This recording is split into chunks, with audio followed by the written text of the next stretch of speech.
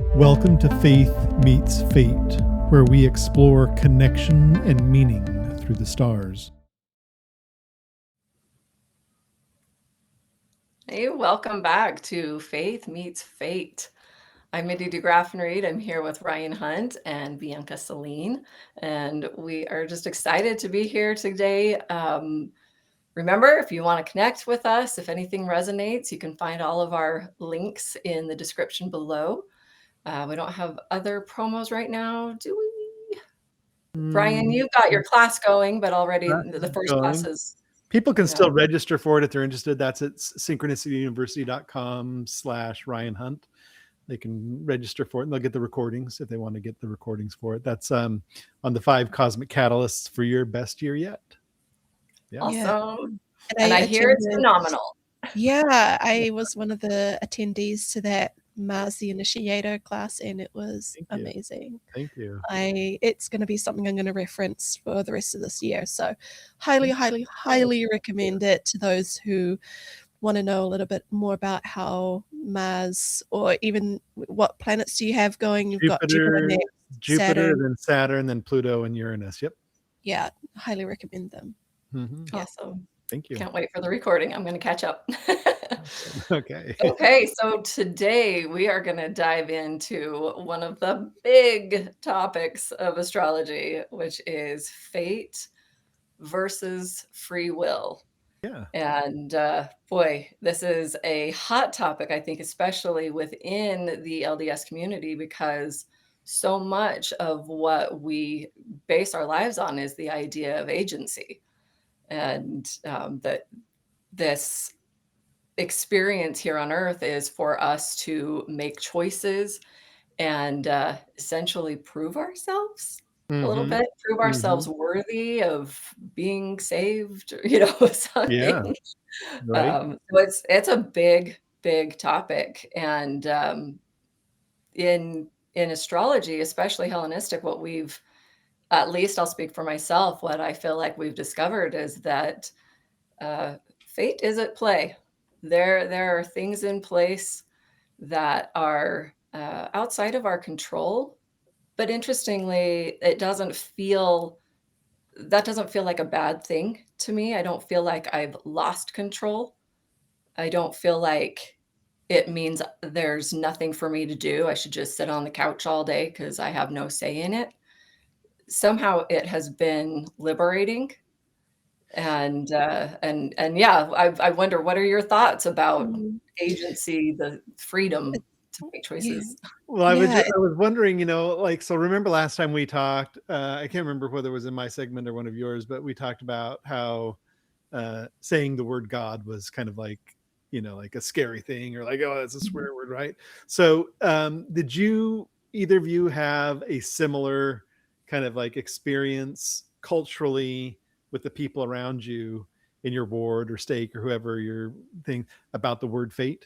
Was there a similar allergy to the word fate? Like, oh, we don't talk about fate, or there's, we don't do fate, or you know what I'm talking about? Was there like, you know what I'm talking about? Like, yeah.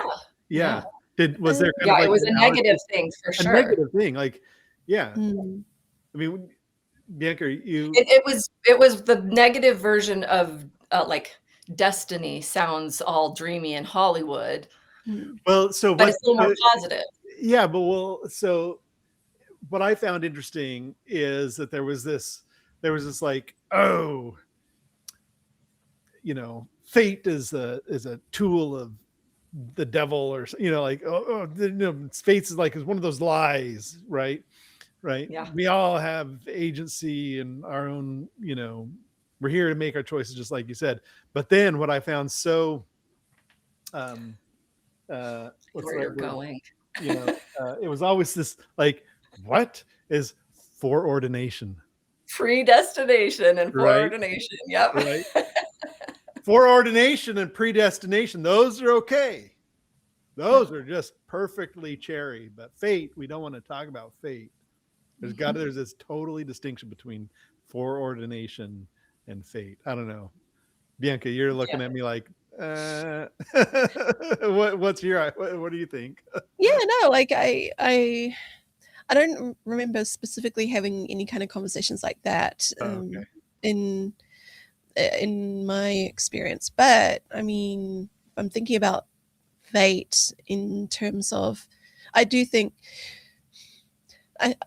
there's a little bit of hypocrisy in everything, right? I mean, I think we're all hypocrites at some point, subconsciously or consciously. But so where I'm going with this is more like there are fated events that the church teaches us, like this, like we're going to either like the celestial, terrestrial, telestial, or outer darkness, right? Like there's those that's happening whether we like it or not, right?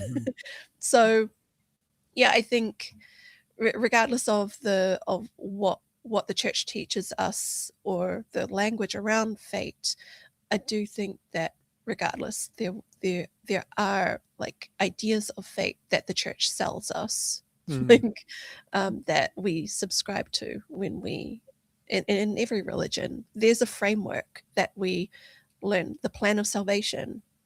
That sounds ultimately fated to me, Right. Right? Yeah. Well, and with callings or patriarchal blessings, things Patriarchal like that. blessings, right? Yeah. Like, I Yeah. just found it so weird that, like, there's foreordination, there's predestination, there's patriarchal blessings, right? But, oh, fate, Mm. there's Yeah. the plan of salvation, but fate, we don't wanna like, that's all those, occult people that are cavorting with, Lucifer in the forest, or whatever weird ideas that would Mhm. come out, like, did you ever Why do you Oh, sorry, go no, ahead. no, no, go ahead, go ahead. Oh, I just wonder, with that in place, why do you think it became such a big part of the narrative to talk about free will, or that the sacrifice that Jesus made was so that we would have agency to choose, and that we're here to be tested. And there's so much about the concept of free will.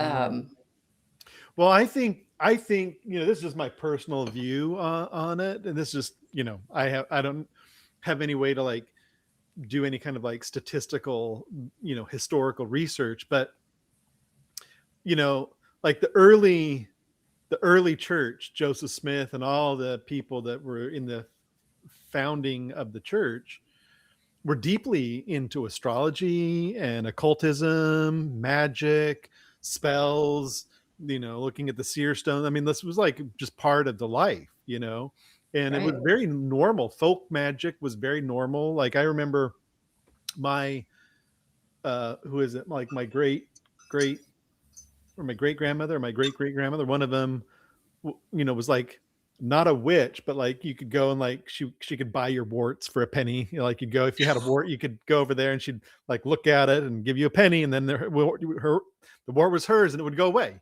right? Wow.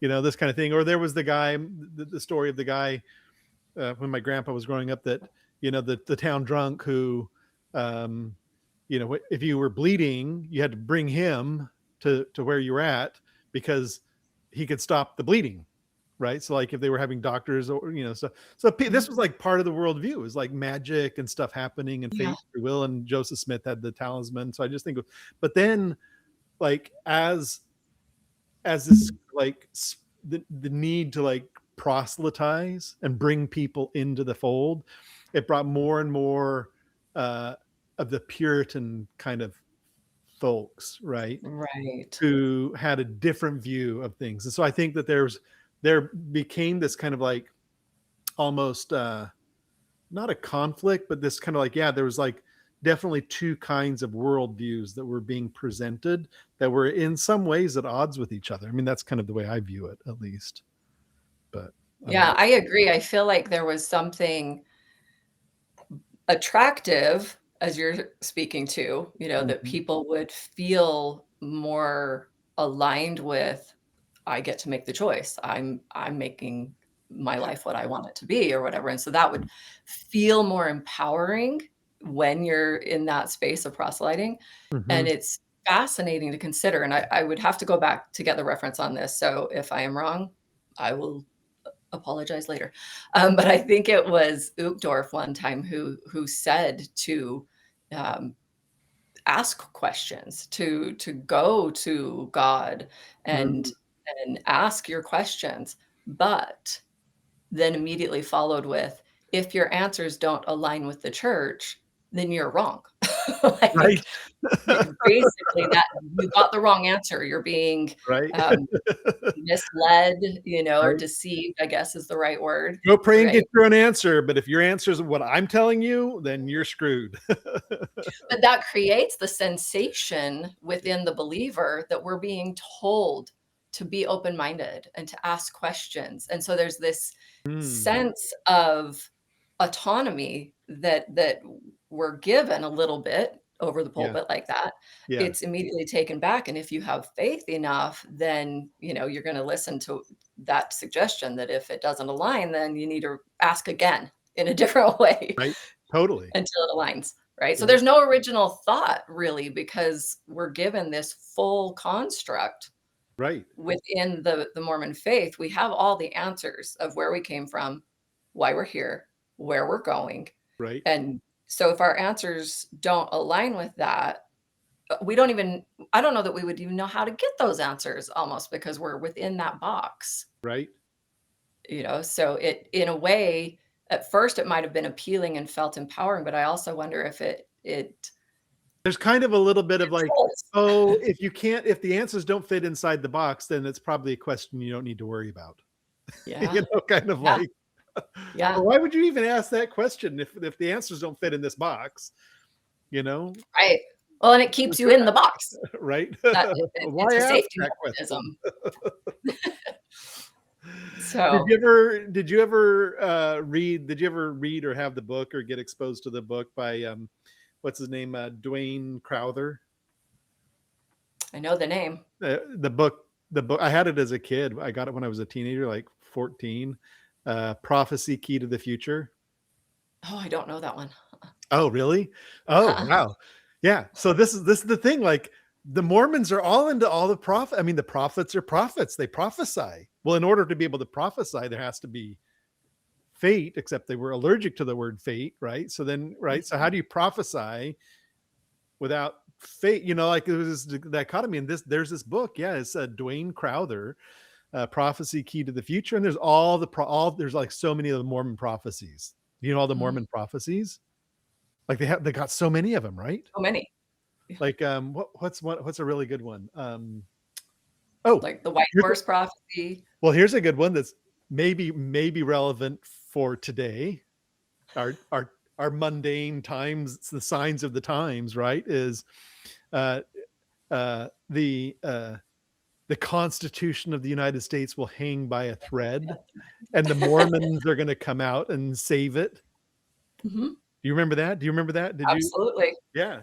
Bianca, I Yeah. mean, in New Zealand, is that something they would ever go into? No, because it's a totally different country. Oh yeah. In the in the US, they're so big into it. Like, oh, the Constitution is gonna hang by the, and I was always like, when I was a kid, I fell into it. But then afterwards, when I'm like as an adult, I'm like, well, why the F are they waiting for it to hang by a thread? Why don't they get out there and do something about it now? Yeah. Well, they don't have the agency to do that, I'm I just like guess. so I don't know. apolitical, right? The Mormon church is so apolitical, and like the Constitution is like getting flushed down the toilet all the time, It is. But it's up to the Mormons to rescue it. right? And like, I mean, our current administration just like has lit a match to the Constitution, Mm, and like it's so bizarre, but there's a lot of like Mormons that are supportive of this administration. I mhm. have family that are supportive of this administration. Well, and wouldn't you say then that that's actually validating of the prophecy? That's another thing that we're seeing a lot of is, the fate of our country or the Mm, fate of the Constitution or the fate of like prophecies of Russia and China coming against the United States. Uh-oh, mm, what's going on? Well, okay, yeah, there's evidence that I suppose you could argue that the prophecy was right. Now we grow our faith. Mm. But I guess that could be Yeah. one of the realities, right? Yeah. But again, in the conversation of fate versus free will, it's a dilemma that we had to face within the church. Right. You know, when again, like when we were given callings and there was this sense of this was meant for you. Meant This, for you. you know, You were you born for this. yeah, exactly. I mean, chosen, the word chosen is Right. everywhere. But right? I was making a joke with that. You know what I was referencing? Are you talking about the TV series or? No, Chani Nichols' book. Oh, no. Book. You haven't seen that? Here, let me hold on a second. Do you know it, Bianca? I don't think so. You guys don't know Chani's book? He yells from the other room, the echo. Yeah. No? Maybe No, if I no? see it, I'll know.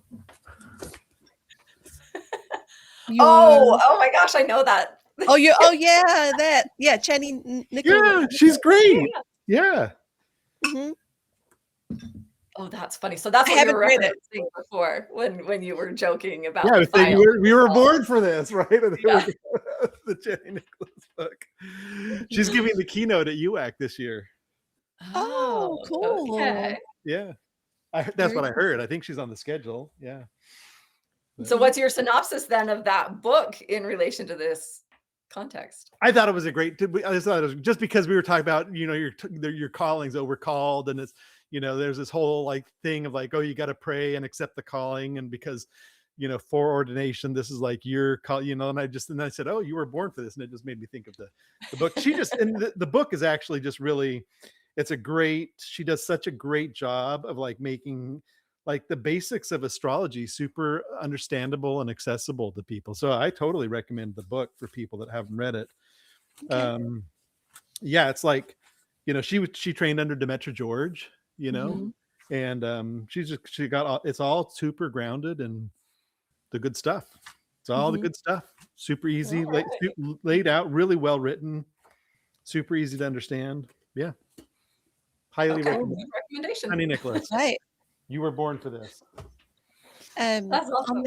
On that note, like I can't help but think about some of the similarities between Mormon or LDS and Hellenistic astrology. Like there's this idea that more the Hellenistic Platonic idea that like our soul descends into a structured cosmos, and birth occurs at a meaningful moment, and the natal chart like reflecting like conditions chosen or assigned for embodied life. And so in both frameworks, life is not random and circumstances are meaningful, right? And embodiment is part of like a longer spiritual arc. Like, yeah, so that's kind of where my mind was consumed with this topic, was more like there are actually some similarities here, and I feel like it just feels so, for me, I'm like, why does there have to be a division in terms of you're not going to find a practicing astrologer in the Mormon faith, like, because LDS doesn't believe in astrology, or at least it teaches that it doesn't, even though they're both of a divine source. Like, I don't think. I think there are probably some now. I think there's a little more open-mindedness within the faith now. Oh, I never had any I was never. There was never like opposition to astrology when I was growing up. Like, it wasn't like it was a bad thing, astrology. Well, I mean, if we would be like, oh, about that's it, like, no, just like your horoscopes and stuff like that. But there was never had like any like opposition to it. It's just I definitely think there are. I mean, I sometimes think about, I wouldn't come out to my dad and talk to him about astrology with him. He's an ex-bishop. Like, he doesn't believe in that stuff. So I'm like, this definitely. But does it not believe in it because of his own personal frame of mind, or does he say it's doctrinally part of the church? It's all tied together doctrinally, like if it doesn't come from God, then it's not coming from a source of truth. And the Where are modern we? prophets always overrule the past. And so where they're not talking about it, even though we could go and pull up Abraham, or we could talk about the Magi who followed the star, I mean, they were literally astrologers who were following the star to Jesus based on that storyline. But that's the past. Nowadays, you don't hear a prophet ever talking about that. It almost falls That's into so kind of the fascinating. witchcraft. I always just kind of associated the movement away from more occult or mystical things as more of a puritanical, scientific, the materialist view of the world, not because of anything doctrinal. Like I always felt like doctrinally, there's a lot of elasticity for like astrology. I never felt like, even now today, I don't like, I talk with my parents and my siblings. I don't have a problem talking with Mormons Mm, about astrology mm, because I did at first. I yeah, will say that was, when I was starting, there was definitely resistance. I mean, really, yeah, people really did yeah, feel like it was sort of a crystal ball. I mean, now you're talking yeah, to a psychic at a circus, and I actually had to yeah. warm my family up to it by using those past references. but like that's what I'm saying. Like crystal ball gazing was part of Mormon past. Yeah, well, no, I don't know that I'll feel like, I think if we lean into the idea of the symbols in the heavens, like Uh-huh. that phrase comes Yeah, out of scriptures, yeah. that's more palatable, but Like a crystal ball is they've used crazy. astrology to help build the temples and map out the directionality of the temples. The sunstone is laid as the foundation for each temple. They Like don't know that. of course they know that. No, they do not. They maybe know that the door is facing east, but to know All the the stars. I mean, you go to the Salt Lake Visitor Temple, you walk up this thing. There's all the stars there. But we Yeah, see that. but I'm gonna speak as a Mormon, right? Like, back in the day, before I knew any of it, Yeah. I saw those on the temple, Uh-huh. and in my mind, what that was the symbol of telestial, terrestrial, and celestial. I did Which is not like in any astrology. way attribute it to astrology, though. Really? Not at all. No. Wow. No awareness of it. Where would I have gotten the awareness? Like, that's not something you talk about. Anyway, Bianca, we went all off on that one. Alrighty, yeah, we're totally a tangent on that one. Woo. You sparked a little fire there. Where were you because gonna go with I that? mean, yeah, just with the astrology, it competes with that authorized revelation. It's like legitimate knowledge about destiny must come through God via what we were talking about, personal revelation, prayer. Yeah. Uchtdorf said, if you have a question, you pray about it. Mhm. And yeah, I think astrology, where does that come from if it's not coming from God, like, so that's why I feel like there's that division. And yeah, nowadays it's drawn a line in the sand, like how could you be a practicing astrologer and be part of the Mormon faith? I just don't see culturally how we've Hmm. shifted from the I think olden days there's a lot of to now. I think there's a lot of astrologers that believe in God. I don't Yeah. think you have to be an atheist to be an astrologer. No, and Mm, if I'm hearing you correctly, I think, Bianca, you're saying kind of the other way around, that those who are firm within the faith, at least of Mormonism, are going to lean into that personal revelation or prophetic revelation versus astrological. That mm.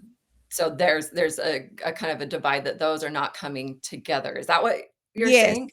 Astrology could be like framed as putting trust in the stars instead of God, right? Right. So Right. it's that. Whereas, as you just said, Ryan, that's not actually what we experience as astrologers. We experience the opposite. We say, no, we see the symbolism. We see the hand of God or the mind of God through the planets, or however we want to use Yeah, the I mean, words. I don't come from that theistic framework myself anymore, but I know that there's a lot of astrologers that do, and I think there's plenty of room in astrology for being theistic or atheistic, or Mhm. agnostic. I think there's in astrology, there's room for all of it.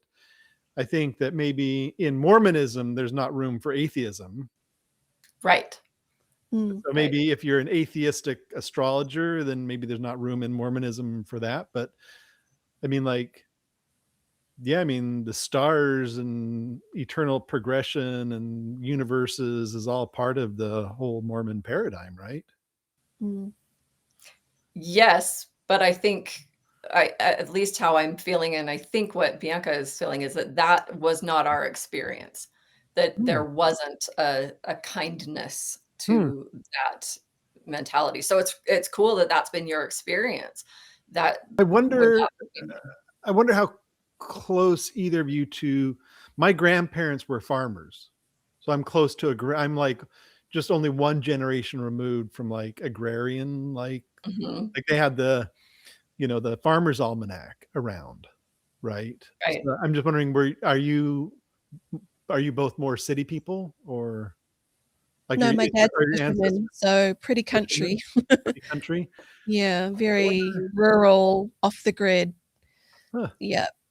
I've got one of each. So yeah, oh, interesting. my father's side, it was very, very city folk. My grandma was a huge entrepreneur, Huh, businesswoman. I mean, she wore diamonds and furs and like yeah, you name it. But on my mom's side, it was definitely more of the country, huh, so good Yeah, exposure. there's definitely this whole, and if you think about it, in the Mormon in the Mormon faith, we're taught to, when we're growing up, to date within the Mormon faith. mhm, Because, and there was the more staunch Mormons are like, if you do date outside of that, then like what's the concern that they're going to lead you astray? So mm, there's definitely this staunchness in, and this firm belief in, like, where does your allegiance lie? Does it lie in God first, or do you consult in a chart?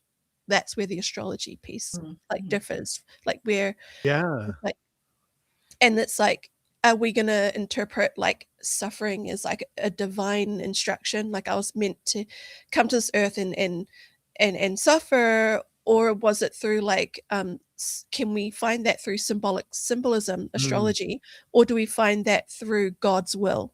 mm. Like it could be both, but I don't know if Mormons think that same way, that astrology can also teach us the same things about Yeah, I mean, truth.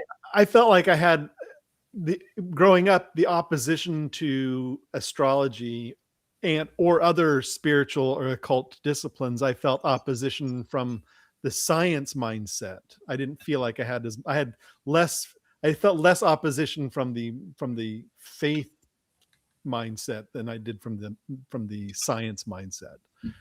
I think I think that still stands. I yeah. think, that's again why, our teacher Adam's favorite book, The Moment of Astrology, Mm, is kind of that space between because it's not science. mhm, It's not mhm, proven as science, but it's also not a religion. And I think that's something that I know I've wrestled with a little bit in coming out of religion is mm, feeling like, have I just stepped into a different form, a mm, different dogma, right? mm, And just being cautious of it because of having gone through a couple of these cult experiences of mm, saying, okay, am I doing it again? Is this different this time? mhm, Seeing it as somewhere in the middle. It's not a science, it's not a religion. mm, There's philosophy, there is divinity, and I would say even that the merging of the word faith, which maybe that we should save that, for another time, but really break down what we view and how we define faith. Because in essence, with the name of our mm. podcast, Yeah, faith meets fate. It's not faith opposes fate. We're yeah, not yeah, saying faith versus. yeah, Mm, We're saying that they meet, they come yeah, together. yeah, And so I think that's what I love exploring and finding in my own life mm, at this point is that I still get to hold a form of faith. yeah. Faith in unseen, faith in divine guidance. mhm. It's a little bit of a different form, Do you you remember know? the Mormon definition of faith? Oh, yeah. Yeah. Let's hear it. Say it. You got it, Bianca? No, I don't have it word for word. I know. Come on, say it. You know what? But and believing in things unseen. Oh, come on, I know it too. Yeah. Faith is the Evidence. knowledge. No. Faith is The knowledge of things which are not seen but but true. are true. Are true. Yeah. The unseen but are true. Yeah. You know what? You know what? Where I was going with this whole thing was, I think, because has given me pause to reflect on my thought processes, and I'm thinking maybe more this, how do I say this? With the with the opposition, or the opposition to astrology that Mormons had, in my experience, maybe it's because Mormonism has tried to be like, oh, magic, occult, let's not go there. That's of the devil, Yeah, right? there was much more opposition to witchcraft. Yeah. That. And Absolutely. so I think astrology can be put in that category, Oh, as, interesting. Absolutely. Yeah. it could be perceived that way. And I so could see that if you were around people that put it in that category. Yeah, I guess mm, mm, I yeah. wasn't. Well, and Ryan, People I was around but didn't put it in that category. wouldn't you agree that although all those things that you talked about that Joseph Smith was involved in and that was common in the culture at the time Mhm. is not something until the last 5 years or maybe decade prior to the previous decade, that was not something we talked a lot about. I mean, I grew the up seer learning all stone that was stuff. a thing, but The seer not stone in was totally a thing. no, the seer stone was a thing, but talking about it, looking in a hat and not actually looking at the plates and being, Yeah, I didn't know that. those were not commonly discussed. It was almost like we want to keep that quiet because it sounds woo-woo. It sounds like it falls in that Well, wait a witchcraft. second. I'm not. We're close to the same age, aren't we, Mindy? How old are you? Turned 50 this year. 50 this year. So you're only a year younger 50 than me. years young. You're 2 years younger than me. You were still I'm in old the enough. heart of Utah Mormonism, though. But you were Come on. still old enough to have gone to Star in primary, right? Yeah. Mhm. Yeah. But again, I would never have thought of that as an astrological term. I know that sounds so dumb because it just is. But it was like based on where we were going when we die. That was we were working our way into worthiness, Yeah. you know. Huh. Mm, yeah. So anyway, there's so much more we could talk about, but we got to wrap this up for today. Yeah. I think it's exciting because I think there are a lot more things that we can get into and I just think that, like if there are still Mormons out there that are deep into Mormonism and are curious about astrology, Like I would our just say, families. go for it. I mean, there's no contradiction with astrology and Mormonism in my mind. I think that if you can be totally fully Mormon and still You know what I think? I astrology. think we need to do an episode on the similarities to kind of like just dismantle this woo-woo-ness or whatever this. I mean, that's what I'm thinking, because there's a lot of similarities, and to your and to your point, Ryan, like you weren't aware that there was an opposition, but with my life experience, and it sounds like Mindy is aware of this too, is that there is an opposition to this because of the category that Mormons put astrology in, possibly. I mean, That's what there I'm was thinking. definitely opposition to like witchcraft and stuff like that. You Mhm. didn't want to go out and do like like I liked to study that stuff as a kid, and I felt like I had to put that kind of stuff under the radar when I would bring home books about, witchcraft and the Black Sabbath and stuff like that. So that was like really, like that was like kind of taboo, but like astrology, maybe because I was interested in a lot of more of that kind of like a deeper cult stuff, that astrology was kind of a little bit more acceptable. Yeah. Yeah, from your lens, it was just part of what was natural for you. Yeah. For myself, my lens, which Yeah. again, let's acknowledge that. That's my Mm. lens. That's not Yeah. necessarily everybody around me. Yeah. But based on my own experience, boy, I had put those blinders on, and Wow. that astrology, because I didn't know what it was, Yeah. Mhm. even though, come on, I did read the horoscopes, the little roll-up Me horoscopes too. and the line. I I Aren't loved those did. them. awesome, right? Mhm. But that was like a little kid, magazine silly Uh-huh. thing. I Yeah. never thought of it as a real substantive something. I don't Mhm. I think if I understood how much more there was to it, Mm. it would have felt more of occult and Oh, yeah. witchcraft, and then I wouldn't have even wanted to pick up the little rolls. Yeah, so Mhm. I grew up with it like, oh, these are the cycles of time, the cycles of the year, and, the zodiac signs align with the seasons, like, it was like that was how I kind of like You were an advanced kid, Ryan. You're Mm. showing us up. no, no, no, I just think it's good to like, like explore differences in the way that we kind of grew up. I mean, like, like Bianca didn't know anything about this constitution by the thread thing, and yet we here from the American side of thing, had that. And I just think it's fun to explore the differences, and It Mhm. is. yeah. Yeah, It is. It's totally. fascinating. Yeah. That adds the diversity to what we're talking about, so hopefully it'll resonate. I know, Bianca, We're you'll have gonna to tell us what Kiwi prophecies the Mormons were putting out. Yeah, yeah, I couldn't say. Mm. Yeah. Well, to I steal a feel like line out of our teacher's, book, on that note, yeah. let's, uh, let's wrap this up Let's tonight. wrap it We'll up. pick it up and come back with more. So please, join us again. Hit that like button, subscribe. We're excited to keep the conversation going. Do you guys wanna add anything? Nope, it's been great.